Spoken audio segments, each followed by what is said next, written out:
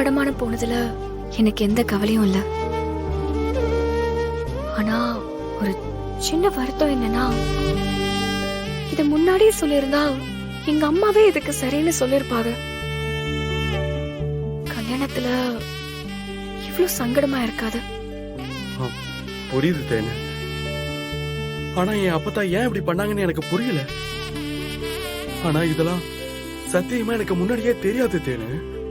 தெரிஞ்சிருந்தா கண்டிப்பா நான் இதை உன்கிட்ட சொல்லியிருப்பேன். எனக்கு தெரியுங்க, நீங்க ரொம்ப நேர்மையானவர். உங்களுக்கு நல்ல மனசு இருக்கு. அதனாலதான் உங்ககிட்ட இருந்து கூட மறைச்சிருக்காங்க. போனது போகட்டும், விடுங்க. எல்லாம் முடிஞ்சு வீட்டுக்கு வந்தா இந்த ஜீவா வேற இப்படி பண்ணிட்டான். அதுல பாவம் மீனாட்சி வேற அவ செயினை கழட்டி கொடுக்கற மாதிரி ஆயிடுச்சு. என்னால உங்க குடும்பம் ரொம்ப கஷ்டப்பட்டுட்டாங்க. பரவாயில்லங்க, எல்லாம் சீக்கிரம் சரியாயிடும். ஆனா உங்க தம்பி ஏன் இப்படி பணத்தை கொடுத்து கட்டாம விட்டாரு? மீனாட்சி அவர் பத்தி முன்னாடியே சொல்லிருக்கா, பொறுப்பு இல்லாம இருப்பான்னு. இல்ல இல்ல, அப்படிலாம் கிடையாது. ஆனா அவன் ஏன் இப்படி பண்ணான்னு தெரியல. ஆனா அவன் ரொம்ப நல்ல பையன் தேனு. இந்த வயசுல கொஞ்சம் பொறுப்பு இல்லாம சுத்துறான், அவ்வளவுதான். ஆனா மத்தவங்க சொல்ற மாதிரி எல்லாம் கிடையாது. ஜீவா நல்ல பையன் தான். உங்க வீட்ல ஒவ்வொருத்தரும் ஒவ்வொரு மாதிரி இருக்கீங்க. அதுவும் உங்க அப்பத்தா. புரியுது தேனு. இந்த வீட்ல என் அப்பத்தாவை சமாளிக்கிறது தான் பெரிய விஷயமா இருக்கும். அப்பத்தாவோட குணம் அப்படிதான். எதிரில இருக்கிறவங்க மனசு கஷ்டப்படுமேன்னு யோசிக்க மாட்டாங்க. என்ன தோணுதோ அதை வெளிப்படையா பேசிடுவாங்க. ஆனா அவங்க ரொம்ப நல்லவங்க தான். எங்களை எல்லாம் படிக்க வச்சது, எங்க குடும்பத்தை பாத்துக்கிட்டது எல்லாமே எங்க அப்பத்தா தான். ஆனா என்ன, அவங்க பேச்ச மீறி யாருமே இந்த வீட்டுல நடக்க கூடாதுன்னு நினைப்பாங்க. அவங்க பேசுறது எதையும் நீ மனசுல எடுத்துக்காத. எங்க அம்மா மாதிரி கண்டும் காணாம இருந்துரு. அப்பத்தா உன்னை பத்தி சீக்கிரமே புரிஞ்சுப்பாங்க. சரியா தேனே? ஆனா இந்த வீட்டுல சந்தோஷமா இருக்க முடியாதுன்னு மட்டும் நீ யோசிக்காத. உன்னை நான் நல்லா பாத்துப்பேன். உனக்கு தேவையானது எல்லாமே நானே செய்வேன். என்ன ஆனாலும் சரி, நான் உன் கூட தான் இருப்பேன். யார்கிட்டயும் உன்னை விட்டு கொடுக்கவே மாட்டேன். என்னை சுத்தி என் குடும்பம் இருந்தாலும் சில நேரத்துல எனக்குன்னு யாருமே இல்லாத மாதிரி தான் தோணும். ஆனா இப்போ எனக்காக நீ இருக்க.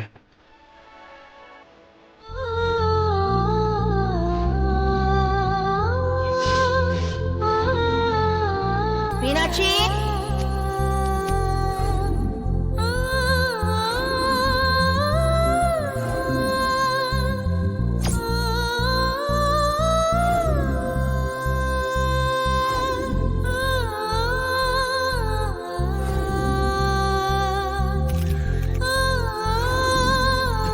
தேனு,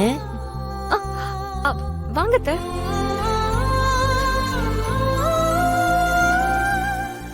இன்னைக்கு சாந்தி முகூர்த்தத்துக்கு இந்த புடவைய கட்டிக்க சொல்லி அத்தை கொடுத்தாங்க. அவங்க பேசுறதெல்லாம் வெடுக்கு வெடுக்குன்னு தான் இருக்கும்.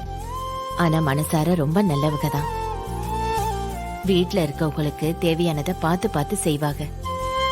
சடங்குக்கான ஏற்பாடெல்லாம் அவங்க தான் பண்ணிட்டு இருக்காங்க. நீ நடந்த எல்லாத்தையும் மறந்துரு. கொஞ்ச நாள் போனா எல்லாம் சரியாயிடும். அத்தை உன்கிட்டயும் நல்லா பேச ஆரம்பிச்சிருவாங்க. நானும் இந்த வீட்டுக்கு வந்தப்ப அவங்கள புரிஞ்சுக்கிறதே ரொம்ப கஷ்டமா தான் இருந்தது. ஆனா போக போக தான் புரிஞ்சுது.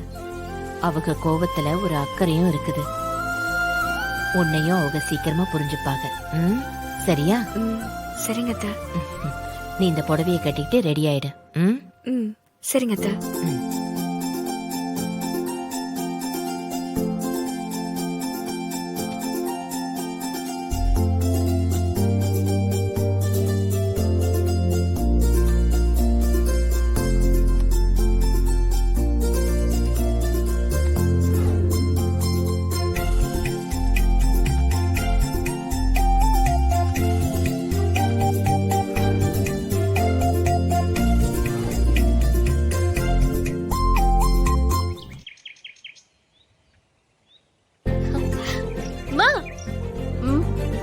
இங்க வா ஏன் என்ன என்ன மீனாட்சி என்ன ஆ, ஏய், ஏய், ஏய், ஐயோ, இரு.